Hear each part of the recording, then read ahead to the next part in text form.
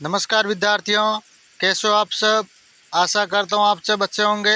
आज मैं आपके लिए लेकर आया हूँ कक्षा 7 विषय हिंदी का टेस्ट पेपर, जो आपके आने वाले टेस्ट के लिए मोस्ट इम्पोर्टेंट प्रश्न रहेंगे। तो आप सबसे निवेदन है कि वीडियो को पूरा देखें और हमारे चैनल को सब्सक्राइब करें। पहला प्रश्न, पक्षी उन्मुक्त रहकर अपनी कौन कौन सी इच्छाएं पूरी करना चाहते हैं। तो इसका उत्तर है, पक्षी उन्मुक्त रहकर आकाश की सीमा जानना चाहते हैं, क्षितिज से प्रतियोगिता करना चाहते हैं, बहता जल पीकर, कड़वी निबोरियां खाकर, पेड़ों की ऊंची टहनियों पर झूलकर और अपनी सोच से आकाश के अनार के दाने रूपी तारे सूंघकर अपनी इच्छाएं पूरी करना चाहते हैं। पक्षी पिंजरे में बंद होकर भूखे प्यासे क्यों मर जाएंगे?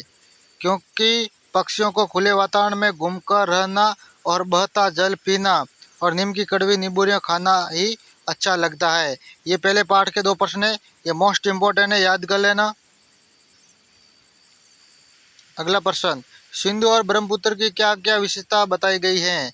सिंधु और ब्रह्मपुत्र हिमालय की 2 ऐसी पावन नदियां हैं जो दयालु हिमालय के पिघलते हुए दिल की एक एक बूंद से निर्मित हुई है। इनका रूप विशाल और विराट है।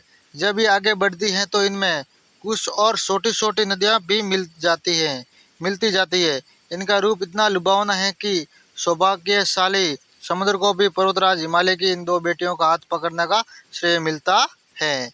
अगला प्रश्न, लेखक ने नटखट बेटियां किन्हें कहा है। लेखक ने हिमालय की गोद से निकलने वाली गंगा, यमुना, सतलुज, सिंधु, ब्रह्मपुत्र आदि नदियों को नटखट बेटियां कहा है। लेखक ने गंगा, यमुना, ये नदियां हैं, इनको हिमालय की नटखट बेटियां कहा है। अगला प्रश्न, कठपुतली को गुस्सा क्यों आया, यानी कठपुतली को गुस्सा क्यों आया था। कठपुतली के आगे पीछे धागे बंधे हुए थे, इसलिए वह दूसरों के इशारे पर नाचने के लिए विवश थी। उसे अपनी इस विवशता पर दुख होता था। वह अपने पैरों पर खड़ा होकर आत्मनिर्भर बनना चाहती थी, इसलिए उसे गुस्सा आया। कठपुतली कविता में कवि ने क्या संदेश दिया, यानी इस कविता के अंदर कवि ने क्या संदेश दिया। एक पाठ के 2 प्रश्न लिए गए हैं, मोस्ट इम्पोर्टेंट।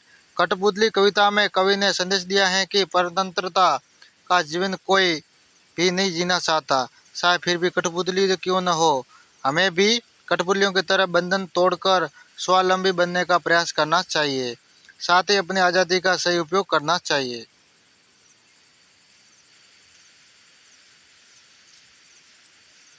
अगला प्रश्न, खिलौने वाले के आने पर बच्चों की क्या क्या प्रतिक्रिया होती थी, यानी जब खिलौने वाला आता था तो बच्चों की क्या क्या प्रतिक्रिया होती थी।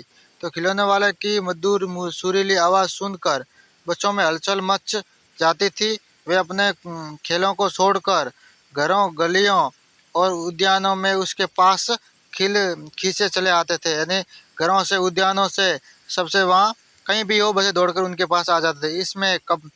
इस हड़बड़ी में किसी की टोपी गिर जाती थी तो किसी के जूते उद्यान में ही छूट जाते थे, यानी कोई जूता भूल जाता था, कोई टोपी गिरा देता था, अचानक वो खिलौने वाला आता तो अचानक भाग आते थे। पक्षी अपने सपनों में किस बात को सोचते और क्यों। पक्षी पिंजरे में कैद होने के कारण पेड़ की सबसे ऊंची चोटी पर झूला झूलने की बात केवल सपने में ही सोचते हैं। कैद होना उनकी विवशता है। पहली कठपुतली की बात दूसरी कठपुतली को क्यों अच्छी लगी। पहली कठपुतली की बात दूसरी कठपुतलियों को इसलिए अच्छी लगी क्योंकि वह सब उसकी तरह ही स्वतंत्र होना चाहती है। अगला प्रश्न, रोहिणी मिठाई वाले के बारे में जानने के लिए उत्सुक क्यों थी। मिठाई वाला पहली बार खिलौने लेकर आया था और उसने बच्चों को सस्ते सस्ते में खिलौने दिए थे। फिर वह मुरली बेचने वाला आया था, वह अब मिठाई वाला बनकर आया है। अब की बार रोहिणी ये जान लेना चाहती है कि वह लागत से कम कीमत पर वस्तुएं क्यों देता है। उसका बच्चों से घुल मिल जाने पर जानने का क्या कारण है, वो बच्चों से इतना अच्छी सी बातें, मीठा वाली बातें क्यों करता है।